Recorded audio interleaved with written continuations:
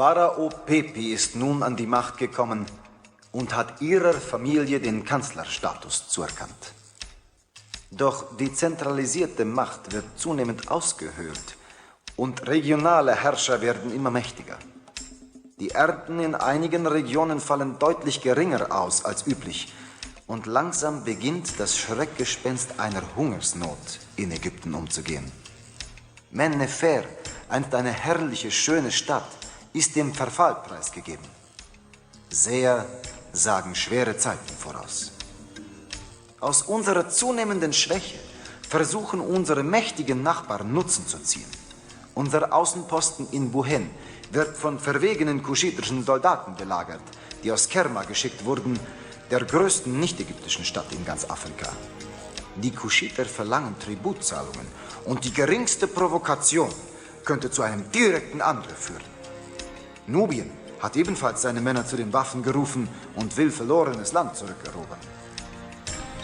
Versuchen Sie, die Stabilität in Ägypten zu wahren, indem Sie einen Verwaltungsposten in der Oase Dakhla einrichten. In der Oase gibt es einen großen Bestand an wertvollen Bäumen. Nur blockieren diese leider den Zugang zu den begrenzten Wasserreserven der Oase. Von diesem wichtigen Standort aus soll Ebenholz aus dem Inneren Afrikas importiert werden. Pepi, der sich immer mehr Gedanken um seine Reise ins Jenseits macht, wird Ziegel für den Bau seines Grabmals fordern. Andere Städte, denen es an Nahrungsmitteln mangelt, werden sie um Unterstützung bitten.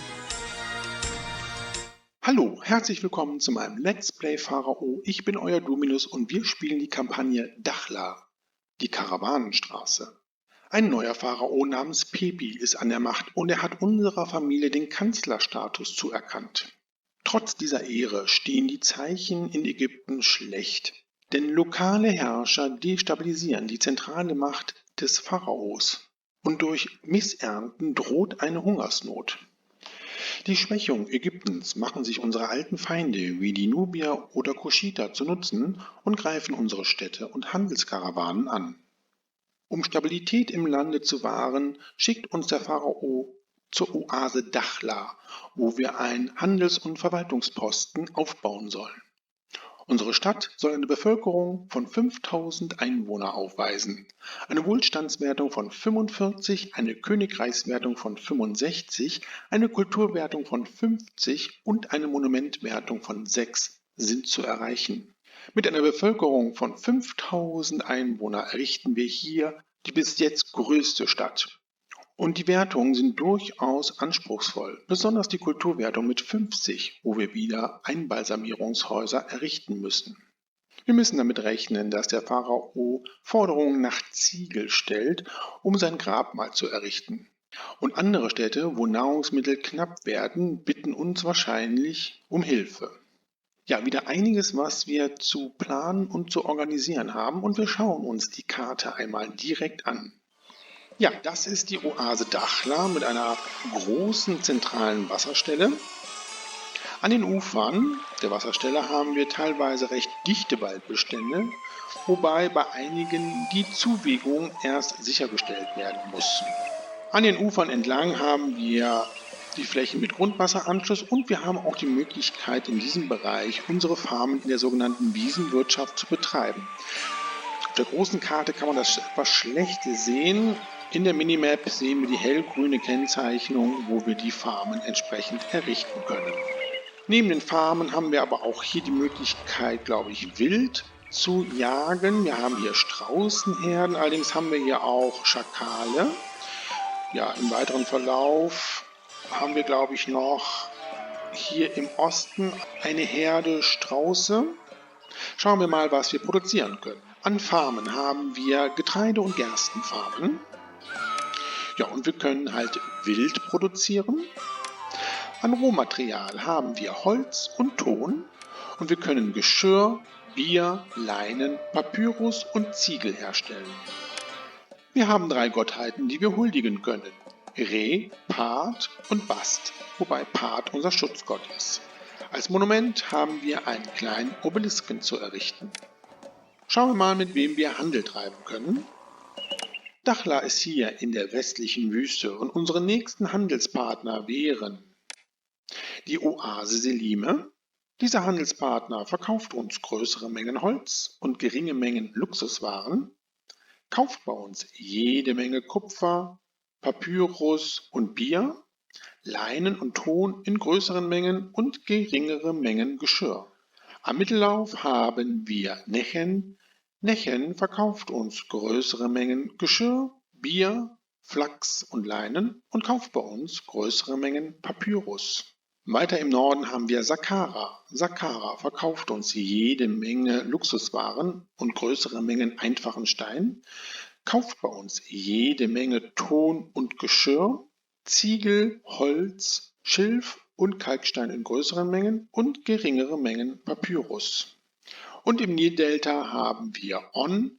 On verkauft uns jede Menge Schilf, Fleisch, Ton und Kalkstein in größeren Mengen und kauft bei uns geringere Mengen Bier und Holz. Ja, wir können relativ viel exportieren. Holz, Bier, Geschirr und auch Leinen.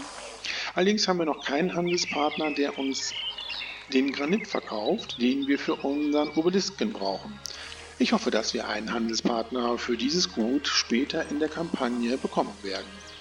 Was ist nun der Plan? Für 5000 Einwohner brauchen wir mindestens 2 große Stadtgebiete. Ich denke mir, dass ich ein Stadtgebiet hier errichten werde und dann auf der gegenüberliegenden Seite auch. Wir werden unsere Exportgüter produzieren und verkaufen und unseren Verwaltungs- und Handelsposten aufbauen. Ja, so viel zum Plan. Beginnen wir nun mit dem Bau unserer Stadt in der Oase Dakhla. Bevor wir aber mit dem Bau beginnen, müssen wir natürlich wieder erst unsere Schakale mit kleinen Statuen einkästeln, damit sie unseren Bürgern und Händlern nicht gefährlich werden können. Dafür die Geschwindigkeit komplett runter, den Pausenmodus aufheben und dann errichten wir so schnell wie möglich die kleinen Statuen hier im Norden. Aber wir haben noch mehr Schakale auf unserer Karte. Hier haben wir ein weiteres Rudel.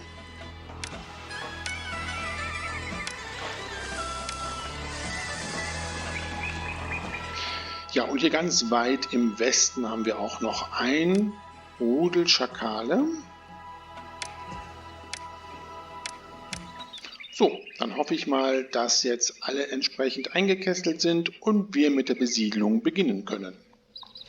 Ja, wir haben jetzt hier das erste Wohngebiet am Eingang der Oase entsprechend entwickelt.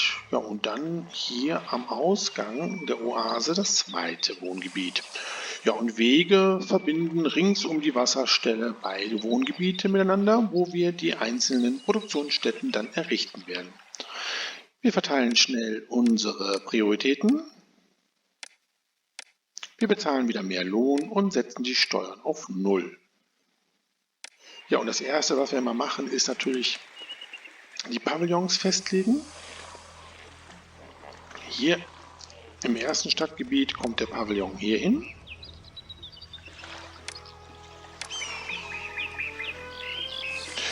Und dann können wir hier direkt auch die Basics schon bauen.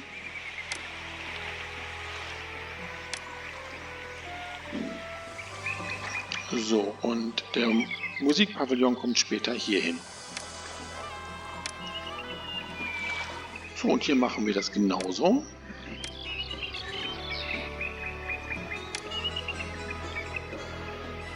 Ja, und dann fangen wir an zu parzellieren. Allerdings haben wir nicht mehr so viel Geld. Wir werden jetzt erstmal nur die Hälfte der beiden Wohngebiete parzellieren.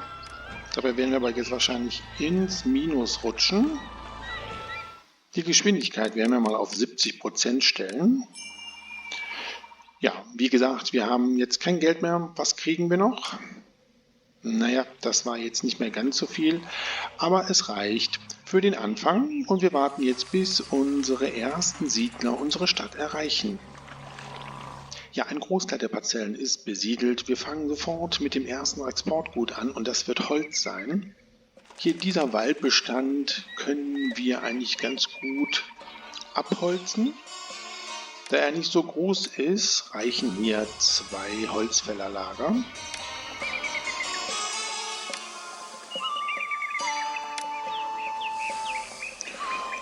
Wir errichten hier auch direkt das Warenlager dafür.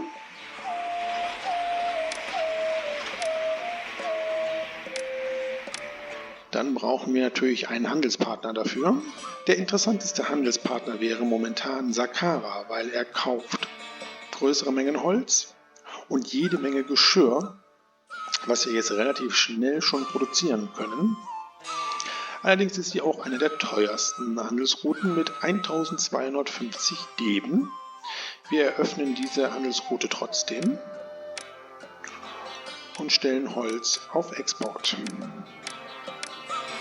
Ja, und ich spende meiner Stadt mal etwas Geld, so 500 Deben, damit wir schon mal die Tempel errichten können. Für Re.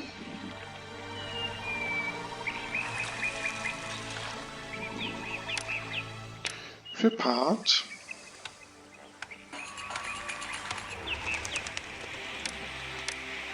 Und der Tempel der Bas kommt in unserem zweiten Wohngebiet. So, und dann errichten wir für Part als unser Schutzgott noch einen Schrein. Ja, und wir haben schon 500 Einwohner in unserer Stadt in der Oase Dakhla.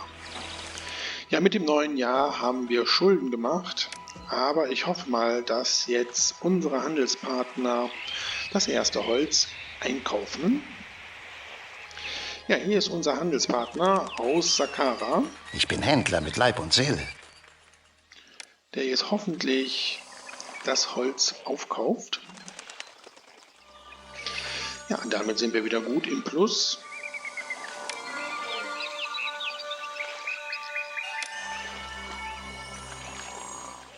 Aber wie gesagt, der Waldbestand ist hier nicht so groß, das heißt, der Output wird sich verringern.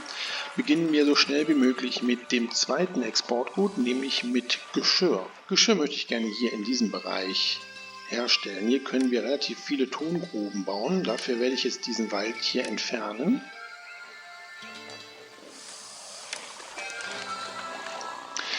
Da der Weg aber relativ weit ist zu den Wohngebieten, werden wir jetzt hier eine kleine Straßensiedlung errichten. Eine Straßensiedlung ist Parzellen, die wirklich nur hier entlang dieser Straße entsprechend sich entwickeln können.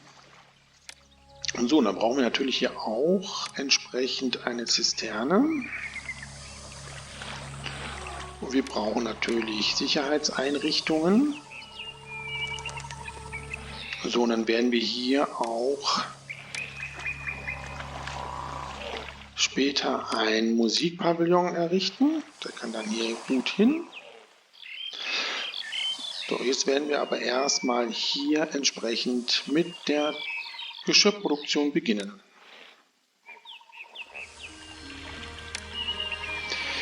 Ja, jetzt haben wir hier unsere große Geschirrproduktion mit 6 Töpfereien und 4 Tongruben. Stellen wir Geschirr direkt auf Export. Ja, wir werden hier später auch Ziegel produzieren, da brauchen wir ja auch Ton und Stroh. Nun werden wir uns aber mit der Nahrungsmittelproduktion mal beschäftigen. Wir werden mit Wild entsprechend anfangen. Das Silo dafür errichten wir hier. Und wir bauen 2 Jagdhöfe.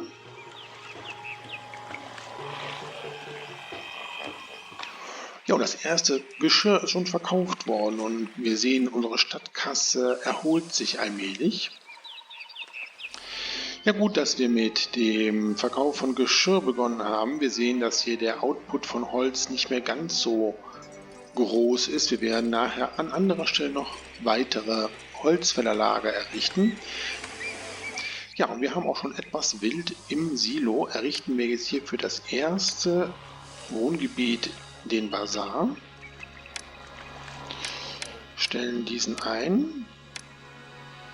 Und dann werden wir mit dem dritten Exportgut anfangen, nämlich Bier. Vorerst errichten wir aber hier ein Musikpavillon und einen Tempel nochmal, und zwar für Part. Für die Bierproduktion werde ich jetzt erstmal hier dieses Wohngebiet am Eingang unserer Stadt komplett parzellieren.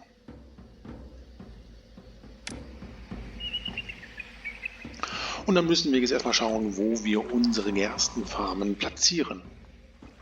Wir müssen versuchen, unsere Farmen auf den fruchtbarsten Flächen zu platzieren, damit wir so viel wie möglich produzieren können. Das ist aber jetzt hier auf dieser Karte nicht mal ganz gut zu erkennen. Auch auf der Minimap können wir nicht genau sehen, wo die fruchtbarsten Gebiete sind. Um das herauszufinden, gibt es ja einen kleinen Trick. Wir stellen die Geschwindigkeit einmal komplett runter, gehen aus dem Pausenmodus und werden jetzt jeweils immer eine Farm errichten. Da, wo wir meinen, wo wir sie bauen wollen, wie zum Beispiel jetzt hier, und gehen mit der rechten Maustaste auf die Farm.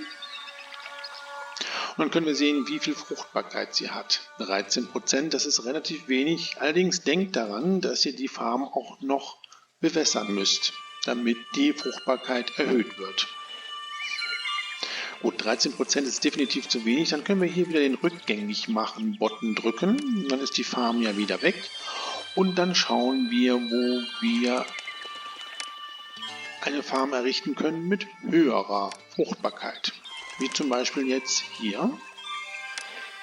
Und diese Farm hat jetzt 35% Fruchtbarkeit. Das ist schon mehr. Bewässert wird sie wahrscheinlich so über 60% haben. Und das sollten auch die Farmen in der Wiesenwirtschaft definitiv haben. Ja, schauen wir mal, wo wir jetzt unsere Gerstenfarm am besten etablieren können. Ich werde aber im Vorfeld einen Wasserheber jetzt hier noch errichten, denn das solltet ihr mal als erstes machen.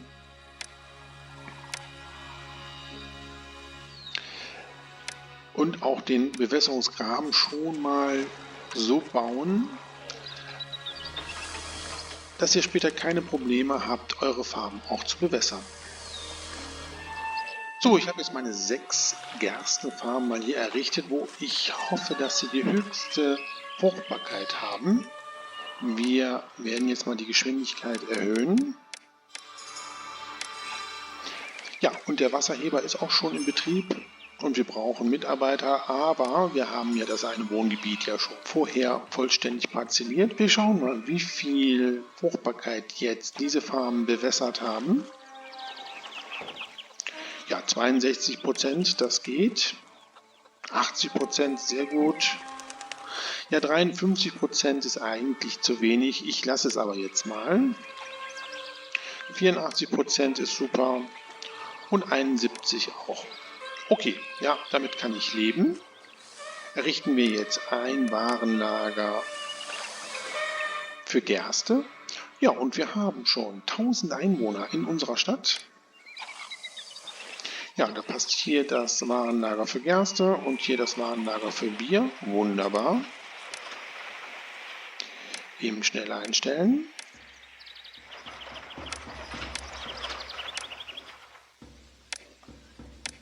Bevor wir jetzt unsere Brauereien bauen, warten wir noch, bis wir wieder etwas mehr Geld in unserer Stadtkasse haben. Ja, wir haben gerade wieder gut verkauft. Jetzt können wir unsere Brauereien bauen. Ich habe jetzt mal 6 Stück gebaut. Das sollte eigentlich erstmal reichen.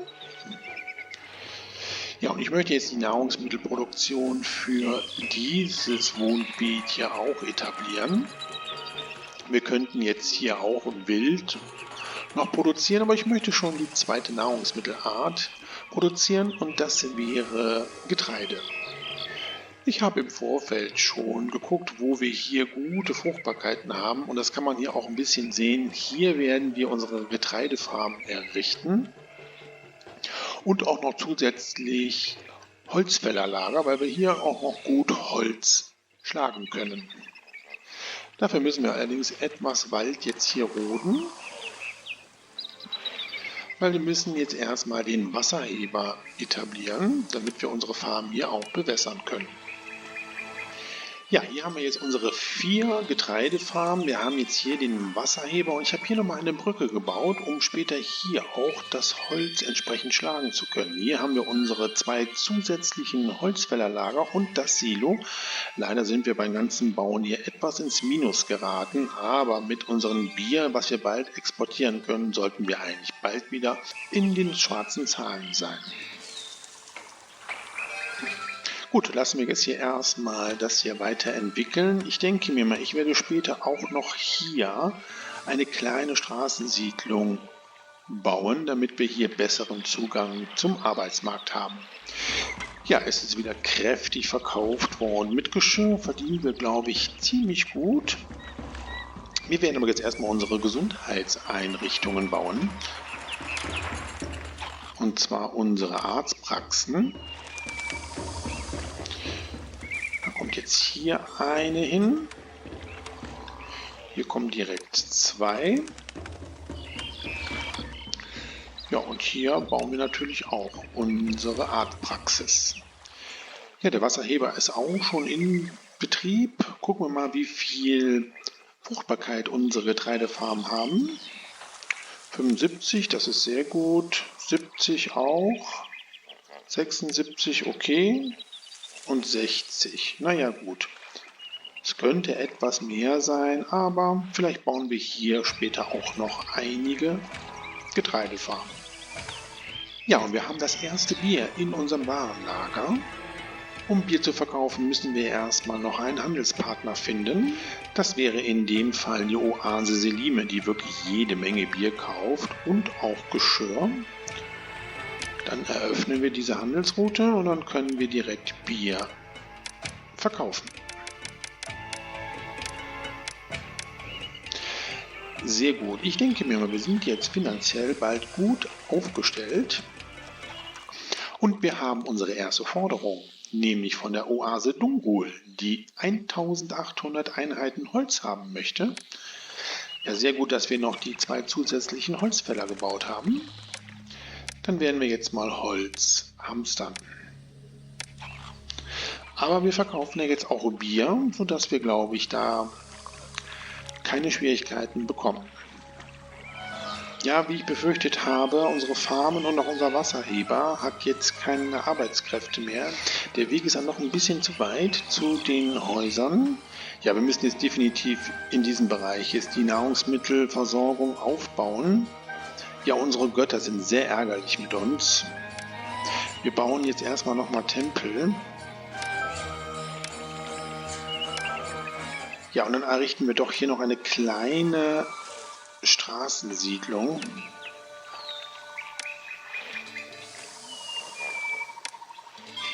Damit wir hier den Zugang zum Arbeitsmarkt verbessern. So, dann kann die Sperre nämlich hier hin und die Sperre heben wir auf. Dann hoffen wir mal, dass sich das jetzt hier schnell verbessert wieder. Ja, und mit dem Geld, was wir jetzt erwirtschaftet haben, werden wir mal hier auch direkt unseren Festplatz errichten.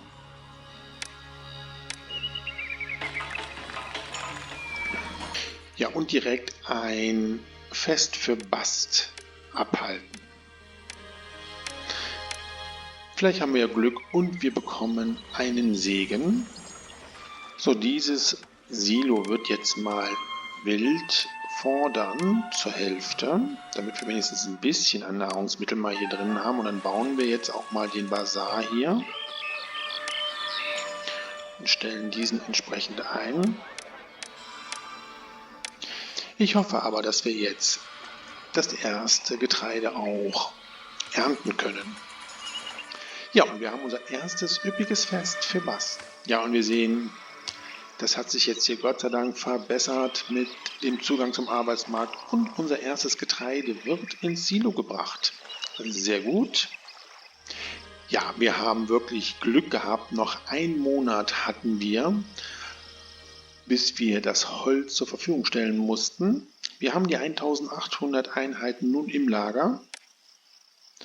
Und wir haben die nächste Forderung, 600 Einheiten Getreide in 5 Monaten, da eine Hungersnot in Mennefer herrscht. Okay, eins nach dem anderen. Getreide wird gehamstert. Das kann dieses Warenlager hier aufnehmen. Und das Holz können wir entsprechend zur Verfügung stellen. Ja, und Holz natürlich wieder verkaufen. Jetzt hoffe ich mal, dass ich die 600 Einheiten Getreide auch tatsächlich zusammenkriege. Ja, die 600 Einheiten Getreide haben wir tatsächlich jetzt noch einlagern können. Gut, dann kann das auch verschickt werden. Ja, und das Getreide nutzen wir wieder. Dann können wir das jetzt hier auch entsprechend leeren. Und das Silo hier nimmt das Getreide an. Ja, und ihr seht, mit dem Verkauf von Bier ist unsere Stadtkasse richtig in die Höhe geschnellt. Ich werde jetzt hier noch eine Brauerei bauen, weil wir haben noch einiges an Gerste in unserem Warenlager. Und dann werden wir jetzt mal ein bisschen was für die Unterhaltung tun. Wir errichten Jonglierschulen und Konservatorien.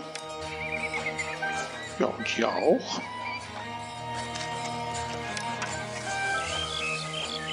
Ja, und mit der Getreideproduktion haben wir jetzt auch Stroh. Und ich denke mal, wir beginnen jetzt mit der Ziegelproduktion.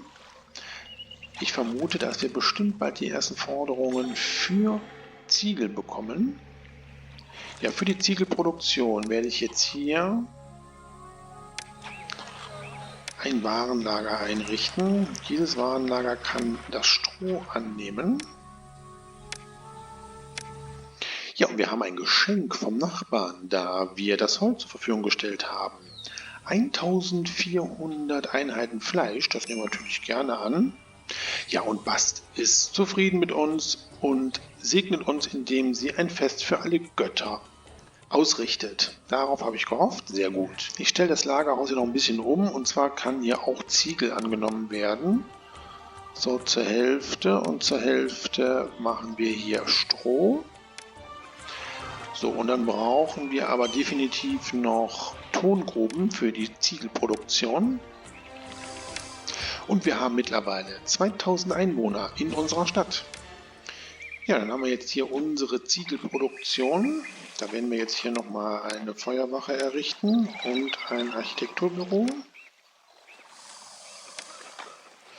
Ja, aber ich denke mir mal, wir könnten noch ein paar Ziegeleien bauen. Ja, das sieht soweit ganz gut aus. Das wird dann hier unser großes Ziegelproduktionsgebiet. Allerdings baue ich das noch ein bisschen um hier. Ich denke mir mal, damit sich diese Gebäude hier weiterentwickeln, werden wir mal das so machen.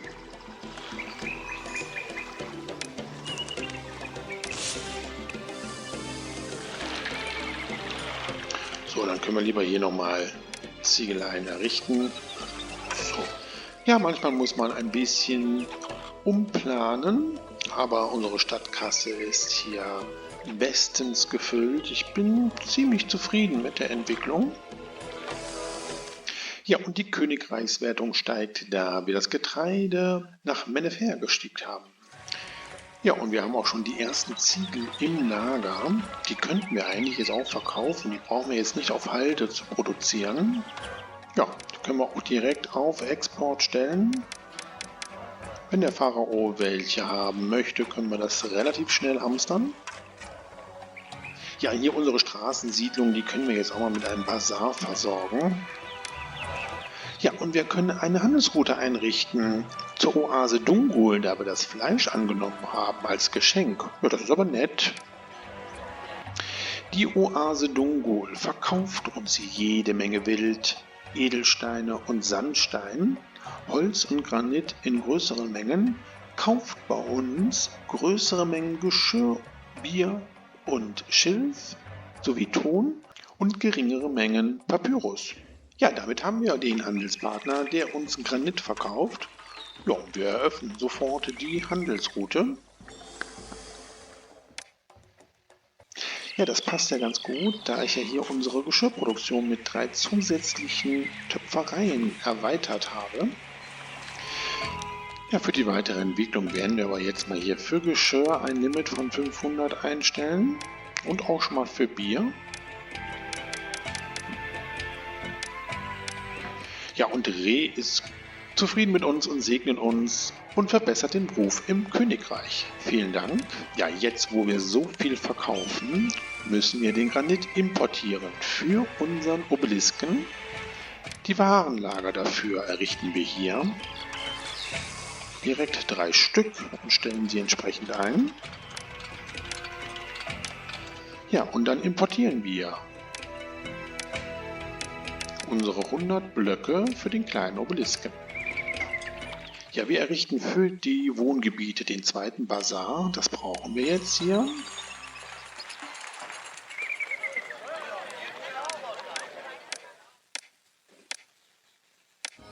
Ja, mit dem Geld, was wir jetzt hier verdienen, können wir jetzt nämlich mal unseren Stadtpalast bauen. Allerdings ist unser Stadtpalast jetzt zum Großstadtpalast geworden, der jetzt auch wesentlich größer geworden ist, nämlich 6×6. Also ein richtig großes Gebäude. Das passt wunderbar hier hin. Ja, und dann können wir jetzt auch die Steuereintreiberbüros errichten.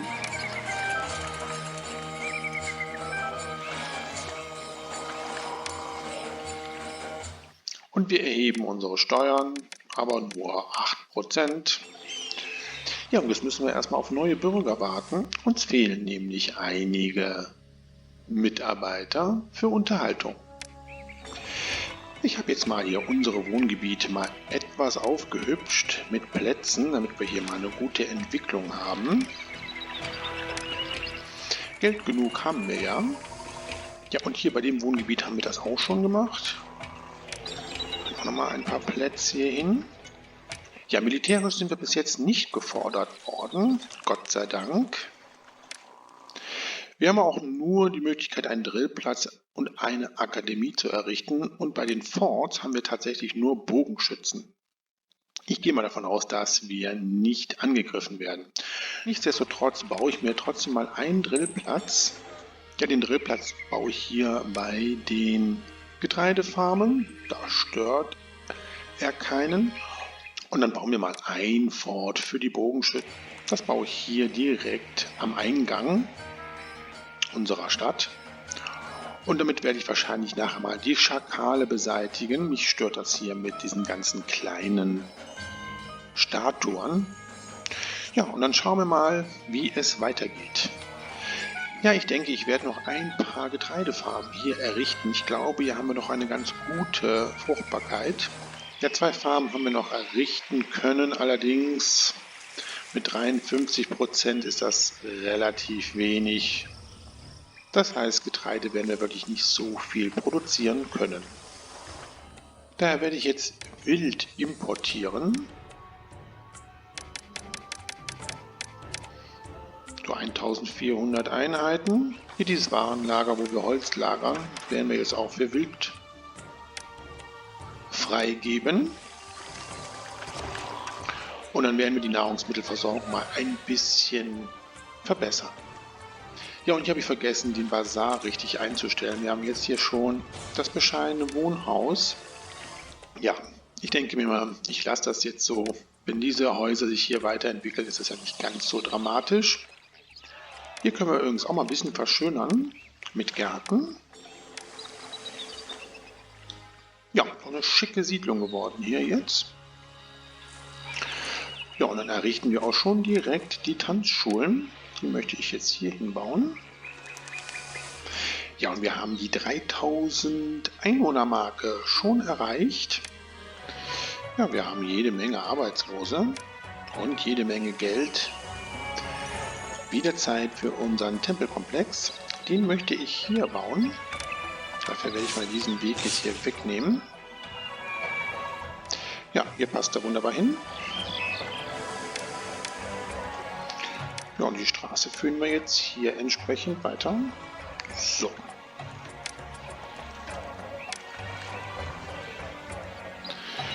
Sehr gut. Und natürlich wieder hier mal eine Sicherung durchführen. Feuerwache und Architekturbüro. Und dann bauen wir hier noch eine Bühne. Sehr schön. Damit sollte unser Schutzgott jetzt auch zufriedengestellt sein.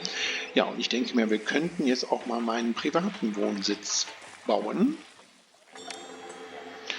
Und der ist jetzt mittlerweile zum Dynastiewohnsitz geworden. Auch größer, jetzt 5×5. Ja, dann bauen wir ihn hier hin. Bevor wir ihn bauen, müssen wir aber noch eine Forderung erfüllen, nämlich 400 Einheiten Getreide für Byblos. Gut, bauen wir jetzt mal eben hier meinen Dynastiewohnsitz. So, und dieses Warenlager wird jetzt Getreide noch fordern. Da haben wir ja ein bisschen was im Silo. 400 Einheiten, das sollte aber eigentlich reichen. Ja, wie ich erwartet habe, ging das relativ schnell. So, verschicken. Lagerhaus entsprechend wieder einstellen.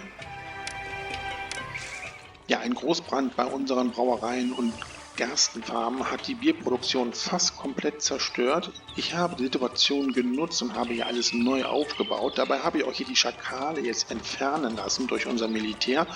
Ja, und jetzt habe ich hier wieder unsere Bierproduktion komplett aufgebaut. Und Part ist glücklich mit uns und segnet uns, indem er Werften, Webereien und Juweliere mit Rohmaterial versorgt. Ja, Leinen und Schmuck produzieren wir im Moment noch nicht. Das werden wir aber jetzt bald ändern. Ja, und eine Forderung nach 700 Einheiten Getreide für die Stadt On in 5 Monaten. Ja, und die Königreichswertung steigt, da wir die 400 Einheiten Getreide nach Byblos geschickt haben. Gut, dann müssen wir hier jetzt allerdings mal ein Warenlager bauen, was das nur für Getreide entsprechend eingestellt ist. Ja, das haben wir schnell zusammen, das Getreide, das verschicken wir sofort. Dann können wir hier das Warenlager auch wieder umstellen. Ja, unsere Ziegelproduktion ist, glaube ich, etwas zu überdimensioniert. Und wir haben noch keine Forderung vom Pharao für Ziegel. Das werde ich jetzt hier mal ein bisschen umändern. Ja, nochmal 2 Töpfereien gebaut. Ich denke mal, mit 6 Ziegeleien produzieren wir mehr als genug. Schauen wir mal, was wir noch alles exportieren können. Ja, Nechen kauft noch Papyrus. Das wäre, was ich als nächstes jetzt beginnen möchte. Die Handelsroute können wir schon mal eröffnen. Ja, und On kauft ja auch noch Holz und Bier bei uns und verkauft uns jede Menge Schilf. Wunderbar. Eröffnen wir auch. Gut, dann können wir schon mal einstellen. Schilf. 800 Einheiten und das Papyrus, das verkaufen wir, aber wir lassen mal 500 Einheiten für die späteren Schreibschulen im Lager. Ja, und dann ist die große Frage, wo wir denn jetzt Papyrus herstellen wollen. Ich würde vorschlagen, wir machen das hier bei den Töpfereien. Wir errichten hier das Warenlager für Schilf und für Papyrus.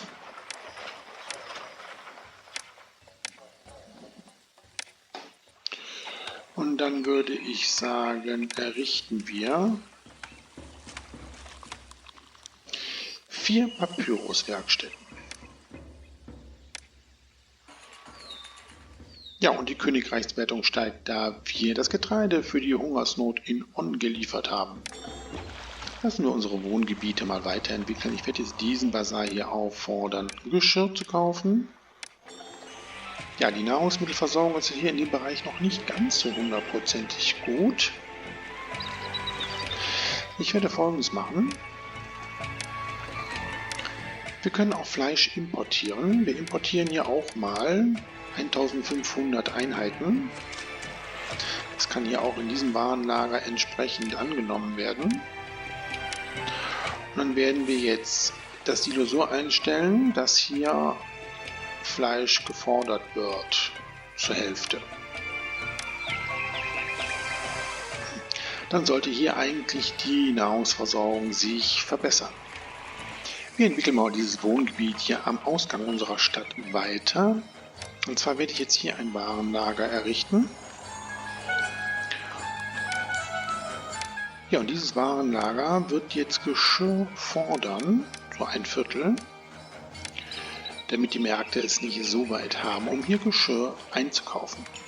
Und hier bei unserem Wohngebiet am Eingang unserer Stadt müssen wir auch noch die Attraktivität erhöhen. Ich möchte hier eine Bibliothek errichten, deswegen habe ich das Limit ja von Papyrus auf 500 gestellt. Sehr schön. So, und dann werden wir hier unseren Eingang der Stadt mal mit großen Statuen verschönern.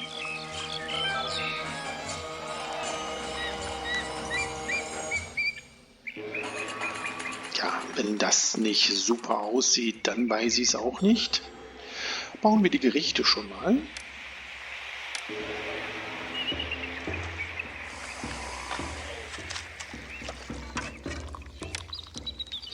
Ja, die Limits für Geschirr werde ich jetzt erhöhen auf 800 und auch für Bier. Wenn wir jetzt beide großen Stadtgebiete mit diesen Waren versorgen, kommen wir, glaube ich, mit dem Limit von 500 nicht mehr aus. Ja, und ich denke mal, wir werden die Exporte von Fleisch und Wild noch ein bisschen erhöhen.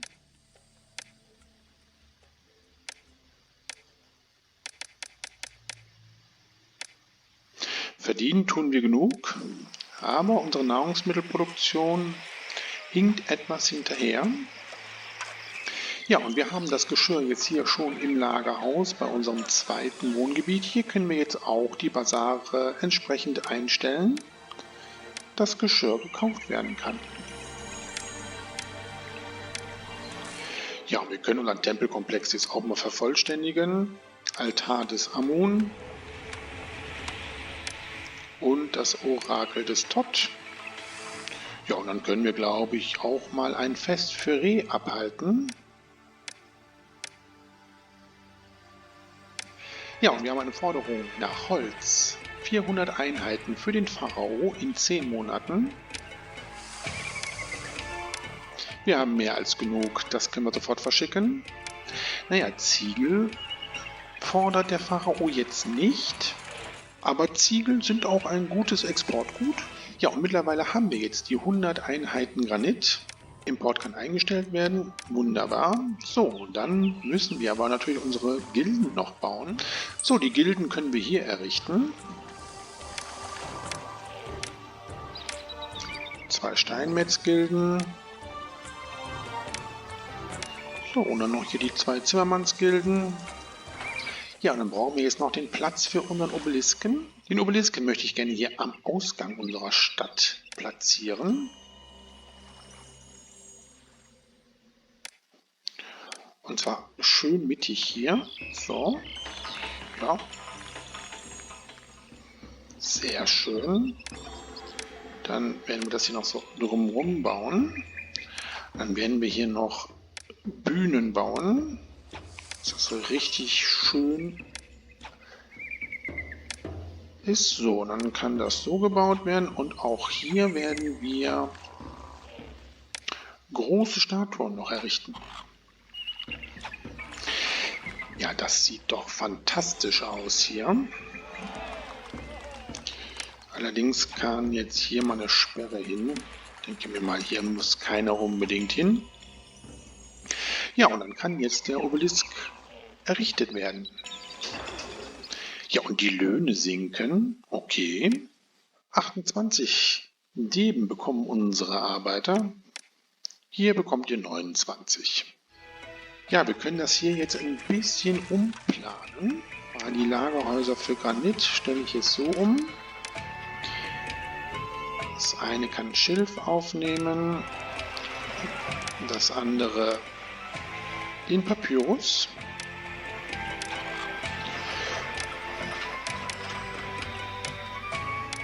So, und dieses Warenlager hier wird jetzt Flachs annehmen. Und dieses hier Leinen. Denn wir beginnen jetzt mit der Leinenproduktion. Wir brauchen ja Einbalsamierungshäuser. Wir importieren mal 800 Einheiten Flachs Und Leinen lassen wir auch mal ein Limit von 500 im Lager. Ja, wir bekommen eine Segnung von Re, der unsere Königreichswertung erhöht. Sehr schön, vielen Dank. Ja, wir haben jetzt 4 Webereien. Ja, und die Königreichswertung steigt, da wir das Holz zur Verfügung gestellt haben. Ja, Leinen ist jetzt im Warenlager. Bauen wir unsere Einbalsamierungshäuser.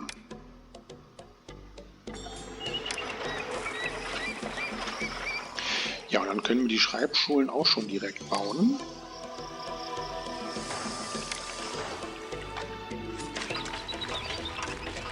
So, dann haben wir noch Platz hier für einen Tempel.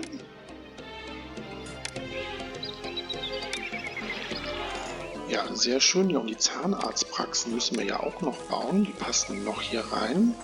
Und die Zwischenräume werden wir jetzt hier mit Gärten füllen. Ja, jetzt brauchen wir Mitarbeiter, das ist mir klar. Deswegen werden wir jetzt hier in dem Bazar auch das Bier freigeben.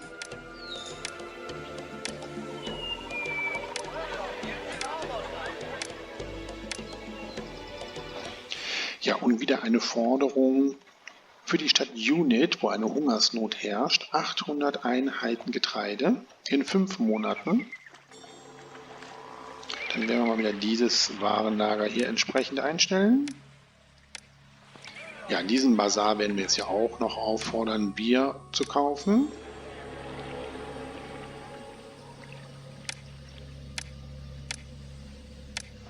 Ja, und dann kann die Entwicklung hier seinen Lauf gehen. Wir haben ja schon über 4000 Einwohner hier in unserer Stadt.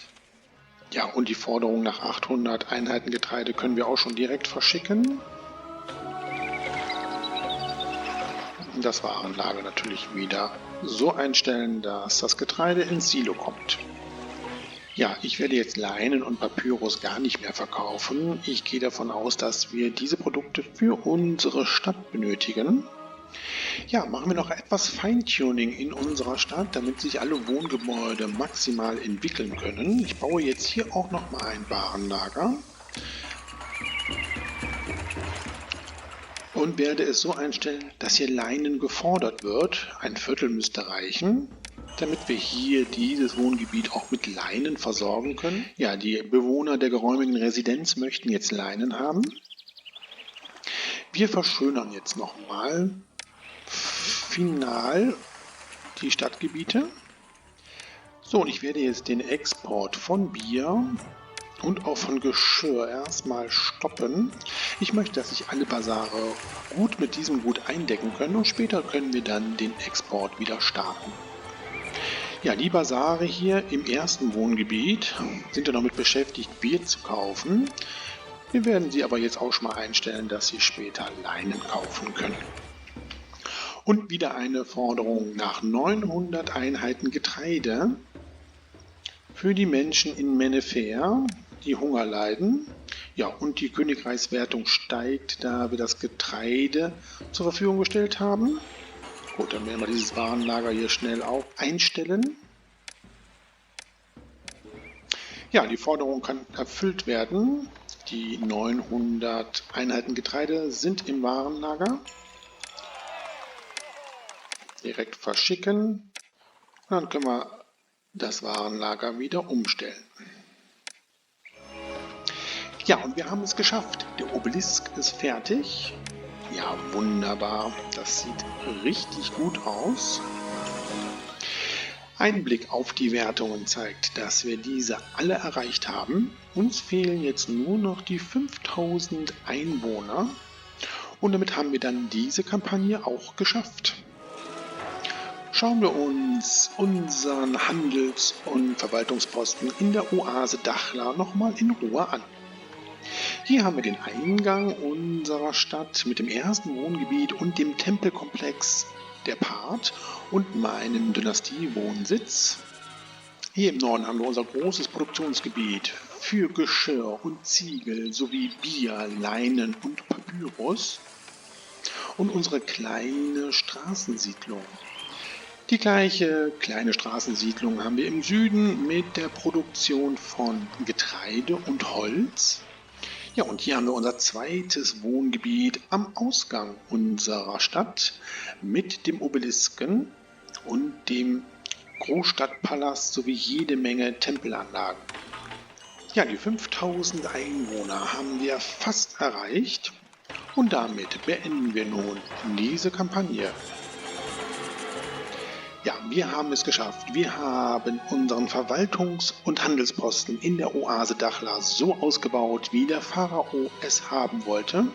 Und wir verlassen nun die Wüste, um uns neuen Aufgaben zu widmen. Während Ägypten um sie herum in Schutt und Asche fiel, ist es ihnen gelungen, ihre Stadt zu schützen. Diese Fähigkeiten werden Ägypten in der schweren Zeit, die vor uns liegt, von großem Nutzen sein. Ja, wie ich im Vorfeld schon erwähnt habe, beenden wir mit dieser Kampagne nun die große Ära des Alten Reiches. Und wir schauen mal, was uns die Zukunft bringen wird.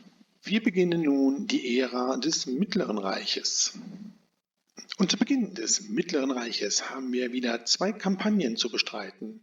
Tinis, der Krieg um den Thron, eine Militärkampagne, und Vaset oder auch Theben, bedrohter Rom, eine Wirtschaftskampagne. Ich freue mich, wenn ihr dabei seid, wenn wir das neue Zeitalter im alten Ägypten beginnen. Ich sage Tschüss, euer Dominus.